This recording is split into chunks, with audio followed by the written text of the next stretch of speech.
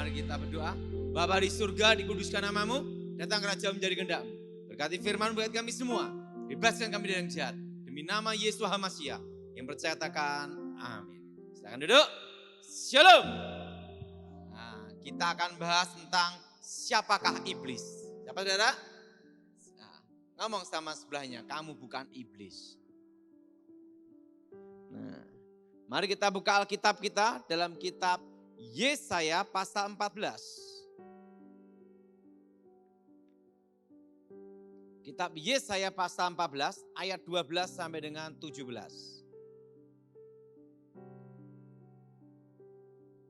Kitab Yesaya pasal 14 ayat 12 sampai dengan 17. Saudara yang ganjil, saya yang genap. Wah, engkau sudah jatuh dari langit, hai bintang timur putra fajar. Engkau sudah dipecahkan dan jatuh ke bumi, hai yang mengalahkan bangsa-bangsa.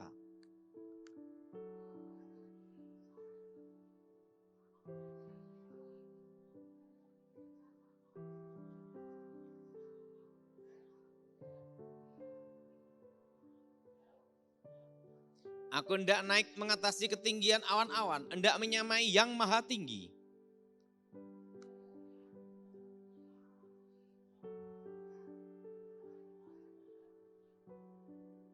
Orang-orang yang melihat engkau akan perhatikan mengamati engkau, katanya, inikah dia yang telah membuat bumi gemetar, dia yang telah membuat kerajaan bergoncang.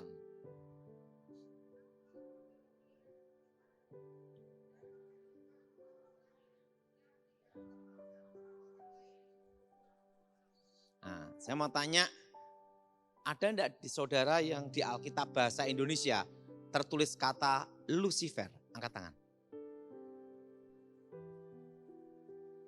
Yang tidak pernah baca di Alkitab terjemahan bahasa Indonesia kata Lucifer, angkat tangan. Nah, sekarang yang ketiga, yang bingung angkat tangan. Nah, kata Lucifer itu dalam terjemahan bahasa Inggris versi King James itu di ayat 12. Wah, engkau bintang timur putra fajar. Apa saudara? Bintang timur, apa saudara? Putra apa? Putra fajar. Nah, dalam bahasa aslinya hail artinya pantulannya. Apa saudara? Pantulannya. Dalam bahasa astronomi disebut namanya planet Venus. Bukannya saya berkata Lucifer di planet Venus kurang kerjaan. Tapi untuk menggambarkan suatu bintang yang bercahaya melebihi bintang-bintang yang lain. Nah, sebelum Tuhan menciptakan manusia, yang paling awal diciptakanlah malaikat. Malaikat yang diciptakan Tuhan berlaksa-laksa, beribu-ribu laksa, berpuluh-puluh ribu laksa, berlaksa-laksa. Kalau ingin tahu jumlahnya, tanya Tuhan sendiri. Nah, di situ pula diciptakan malaikat terkuat. Yang pertama, yang namanya Mikael. Saudara, jenderalnya Tuhan. Nah, yang kedua, diciptakan malaikat terkuat yang kedua. Yang bernama Gabriel. Saudara, penghulu para malaikat. Dan yang ketiga, diciptakan lebih mulia, lebih dahsyat, melebihi semua malaikat yang lain. Diciptakan malaikat yang ketiga namanya Lucifer. Makanya di dalam kitab Yeskiel dikatakan diberi tempat kudus. Diberi apa saudara? Dijaga oleh para kerub. Nah, kalau seorang pejabat penting itu pasti ada namanya pengawal, betul? Nah, pengawalnya baju hijau atau baju coklat, militer atau polisi. Kalau baju oranye hati-hati, KPK adalah. Hati-hati, kan gitu lah. Dijaga udah, udah dikasih baju apa? Oranye, udah dikasih baju oranye dijaga udah pas, hati-hati itu lah. Nah, urusan KPK dia berarti. Kan dikasih baju apa? Oranye, namanya tahanan tersang. Nah, Lucifer dijaga para kerub, malaikat kudus.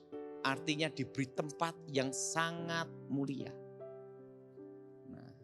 Dan Lucifer ini adalah pemimpin pujian membawai sepertiga malaikat Tuhan. Berapa saudara? Sepertiga malaikat Tuhan. Pemimpin pujian penyembahan. Dan Lucifer ini dekat dengan Tuhan. Mendekati tahta Tuhan. Dan tahu banyak rahasia tentang Tuhan. Kita kalau dekat dengan Tuhan, tahu banyak kehendak isi hati Tuhan. Betul? Lucifer karena dekat dengan Tuhan, secara otomatis tahu banyak rahasia tentang Tuhan. Seorang guru tidak akan memberikan muridnya 100%. Maksimal 75%. Jaga-jaga, murid murtad sikat. Betul? Nah. Seorang pencipta pasti tahu kelemahan ciptaannya. Betul? Betul? Nah, Lucifer karena tahu banyak rahasia tentang Tuhan. Lucifer ingin menjadi Tuhan. Jadi dosa yang pertama kali itu ada di surga.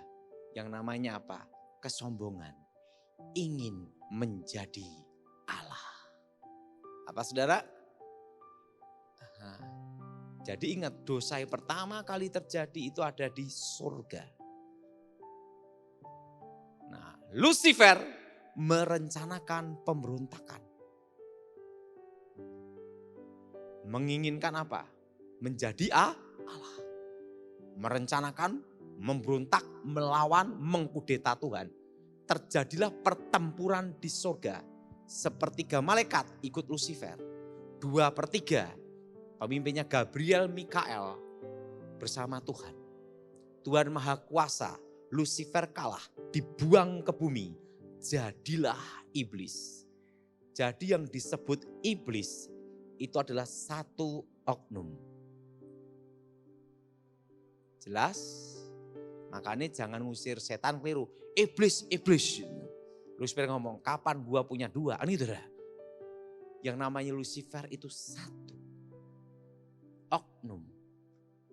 Iblis. Hilang kemuliaan menjadi apa? Iblis. Nah, sepertiga malaikat yang jatuh dalam dosa inilah yang jadi penguasa di udara. Roh-roh jahat, setan-setan dan jin-jin. Jadi kalau saudara berpikir orang mati bunuh diri jadi setan, itu salah.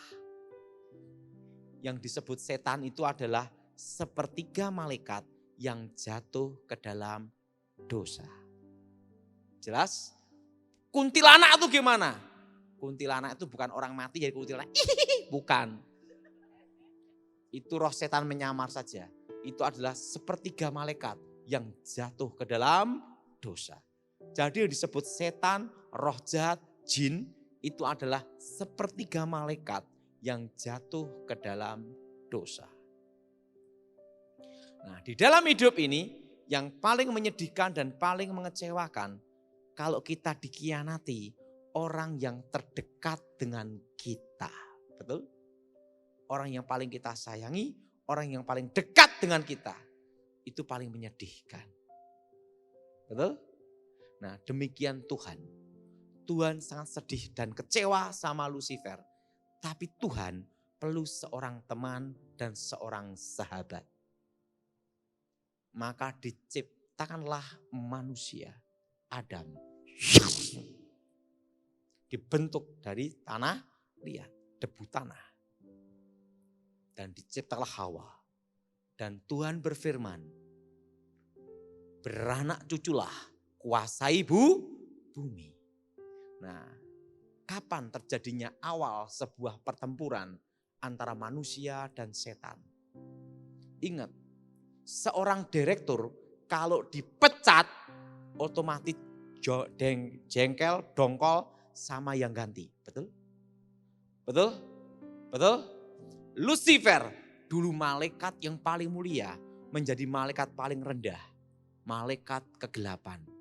Dulu malaikat yang disayang Tuhan menjadi malaikat yang dibenci Tuhan. Musuh dari terang yaitu kegelapan.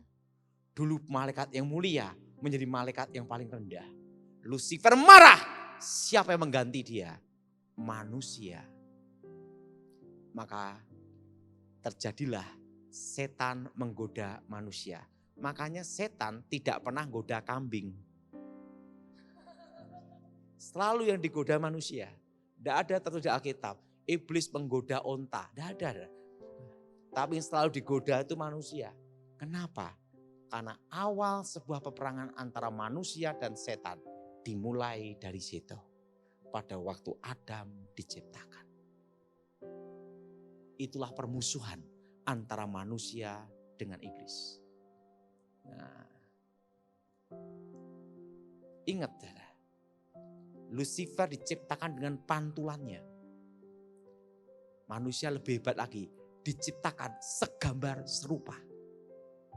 Beda tingkat. Makanya Alkitab berkata bahwa malaikat-malaikat Allah itu melayani orang-orang yang percaya ditebus Tuhan. Betul? Karena posisinya itu lebih mulia. Diciptakan segambar serupa. Ngomong sama sebelahnya, kamu bukan monyet. Ingat itu. Jelas? Segambar apa? Serupa. Apa saudara? Segambar dan apa? Serupa. Nah, di antara semua binatang yang di darat, yang paling cerdik adalah ular. Maka dipakailah ular. Berkatalah ular kepada Hawa, kalau engkau makan buah itu, engkau jadi seperti Allah. Tahu yang baik dan yang jahat. Hawa menemui Adam. Ular menggoda lagi. Iblis menggoda lagi. Kalau engkau makan buah itu, engkau jadi seperti Allah. Tahu yang baik dan tahu yang jahat. Adam dan Hawa jatuh ke dalam dosa. Ingin menjadi Allah. Yang jadi pertanyaan, kenapa manusia diberi kesempatan pengampunan, iblis tidak? Kan tidak ada. Setan rame-rame bertobat dibaptis di Betani, kan tidak ada. Ingat, ikuti saya semua, setan tidak diampuni. Apa saudara? Setan tidak ada pertobatan. Nah, ingat saudara, kenapa manusia diampuni, setan tidak? Ini yang tanya manusia, karena waktu saya seminar yang tanya manusia. Tuhan itu kan adil, kenapa manusia diampuni, setan tidak? Betul?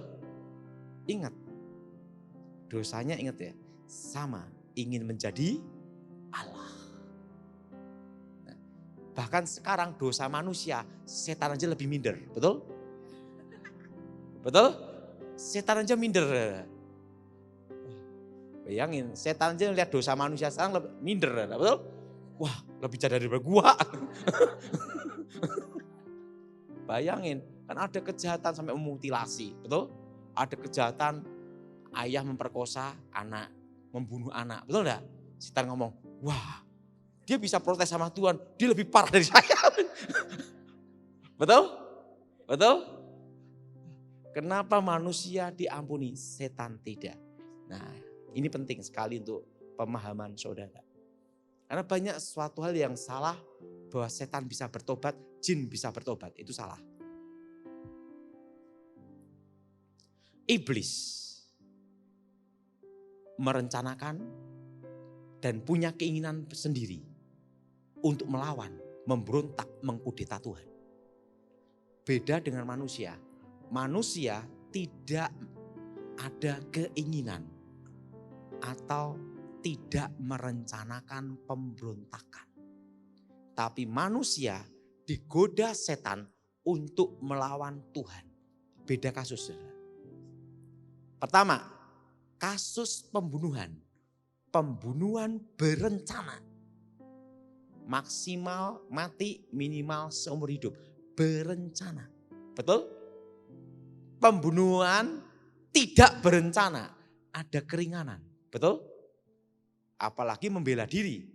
Karena ditodong. Lain cerita. Betul? Tapi kalau pembunuhnya orang gila, bebas. Karena hakim tidak bisa ngadili orang gila. Kalau hakim bisa ngadili orang gila, hakimnya jelas? Yang kedua, manusia tidak merencanakan pemberontakan. Manusia tidak ada keinginan melawan Tuhan. Maka manusia diberi kesempatan pengampunan. Satu merencanakan, yang kedua tidak. Digoda untuk melawan Tuhan.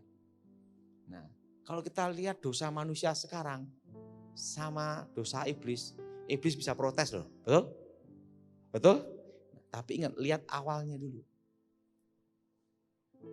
Nah, ingat, yang nomor satu, kenapa manusia diampuni?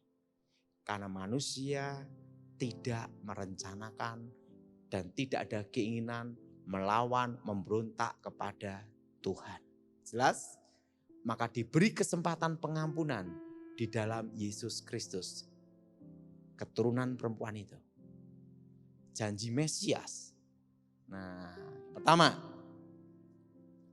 kenapa harus Tuhan sendiri yang menebus manusia? Ingat saudara, tidak ada yang lebih mulia melebihi manusia kecuali Tuhan sendiri. Karena itulah untuk menebus manusia harus Tuhan sendiri. Karena lebih mulia. Jelas? Jelas? Nah, jadi ingat, makanya keselamatan itu adalah anugerah. Jelas? Yang kedua, apa buktinya kita diciptakan untuk menggantikan posisi Lucifer? Ingat, Lucifer adalah pemimpin pujian penyembahan. Sepertiga malaikat Tuhan. Nanti kita di surga tidak ada yang khotbah. Dan tidak ada kolekte. Dan tidak ada perpuluhan. Di surga tidak ada perpuluhan loh. Makanya di bumi harus ada kolekte dan perpuluhan. Loh, di surga ada perpuluhan enggak saudara? Tidak. Ada kolekte? Tidak ada. Yang ngedarin ada enggak? Tidak ada. Makanya selama di bumi ada kolektor dan perpuluhan. Kenapa? Di surga tidak ada, betul? Di surga itu adalah memuji, menyembah.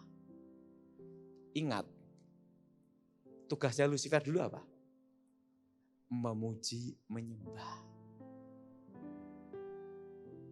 Ganti posisi. Maka kita di surga nanti memuji, menyembah Tuhan. Dan posisi lebih mulia. Jelas? Jelas? Nah, hidup hanya ada dua pilihan dan harus pilih salah satu. Pertama, di surga nyanyi non-stop. Non-stop nyanyinya, betul? Ngomong sebelahnya, di gereja harus belajar nyanyi. Ngomong sebelahnya, sekarang training, latihan. Karena nanti di surga nyanyi terus. Harus siap-siap selama di bumi, betul? Nah, yang kedua, dipukuli, gebuki non-stop, itu di neraka. Sekarang milih mana? Nyanyi apa digebukin? Tidak ada pilihan kan? Mau enggak maunya? Siapa yang mau nyanyi untuk Tuhan angkat tangan? Siapa-siap digebuki angkat tangan? Digebuki, disiksa non. Jadi hanya ada dua, nyanyi non-stop atau disiksa non-stop. Itu aja udah. Udah itu aja suruh pilih itu. Nah, ingat. Maka di surga itu hanya ada memuji, menyembah. Tugasnya pemuji penyembah dulu siapa? Lucifer. Jelas? Paham? Nah, mengerti? Memuji, menyembah. Nah, ketiga. Ikut saya semua, langit yang sekarang ini akan lenyap. Ini semua, langit yang sekarang ini akan lenyap. Bumi yang sekarang ini akan lenyap. Tuhan ciptakan langit yang baru. Dan bumi yang baru. Yerusalem baru. Nah, yang jadi pertanyaan, kenapa perlu diciptakan langit yang baru? Dan bumi yang baru? Apa Tuhan kurang kerjaan? Betul? Karena langit sekarang ini akan lenyap seperti gulungan kitab. Sekarang saya jelaskan. Nah, karena langit yang sekarang ini ada dosa. Dosa apa? Pemberontakan Lucifer. Dan bumi yang sekarang ini ada dosa. Pemberontakan manusia. Tuhan itu suci, mulia, sehingga tidak boleh ada cacat, celah, dan noda. Maka perlu adanya penciptaan baru. Langit yang baru dan bumi yang baru. Karena langit yang sekarang ini ada dosa. Dosa apa? Pemberontakan Lucifer. Dan bumi yang sekarang ini ada dosa. Pemberontakan manusia. Maka Tuhan perlu menciptakan langit yang baru dan bumi yang baru. Jelas? Jelas? Nah, kenapa Tuhan perlu datang ke dalam dunia untuk menyelamatkan manusia? Karena manusia masih ada kesempatan untuk diselamatkan. Maka Yesus datang untuk manusia, bukan untuk setan. Jelas? Maka tertulis, pada mulanya adalah firman. Firman bersama-sama Allah. Dan firman itu adalah Allah. Jelas saudara? Dan firman itu menjadi manusia. Kenapa firman menjadi manusia? Karena tidak ada lebih mulia melebihi manusia kecuali Allah sendiri. Jelas? Jelas? Jelas? Jadi kalau saudara ada cerita kuntilanak, itu roh orang mati atau bukan? Bukan. Itu yang disebut sepertiga malaikat yang jatuh ke dalam dosa. Nah, di dalam iblis, dunia iblis itu ada tingkatan. Yang pertama itu Lucifer, iblis sendiri. Yang kedua adalah penguasa. Apa saudara? Penguasa. Yang ketiga adalah penghulu. Apa saudara? Nah, yang keempat itu roh-roh jahat. Dan yang kelima itu jin. Jin itu setan yang paling rendah. Jelas? Ada 5. Nah, ada 5 tingkat. Nah, dan setiap setan kalau mau pindah satu lokasi, itu harus ada izin mutasi pindah. Makanya ilmu kebal yang ada di Blora, masuk Kalimantan, kebalnya berkurang. Tinggal 5%. Kenapa? Belum ada izin mutasi pindah. Apalagi ke luar negeri, perlu paspor. Nah, jelas? Jelas, jadi ada hierarki di sini. Nah, jadi mulai hari ini, saudara harus punya pemahaman. Nah, kenapa manusia diampuni?